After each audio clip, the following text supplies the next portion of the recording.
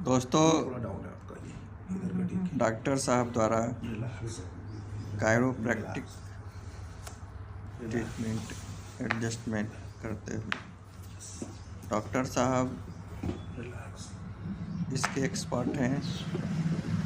कृपया आप घर पे आपकी देखिए वजह से स्माइल। हुआ है। रिलैक्स। दोस्तों, जब डॉक्टर साहब इलाज करते हैं पेशेंट तुरंत स्माइल, मतलब बेस्ट परफॉर्मेंस। इनके लिए एक कमेंट जरूर कीजिए डॉक्टर साहब के बेस्ट परफॉर्मेंस के लिए। देखिए।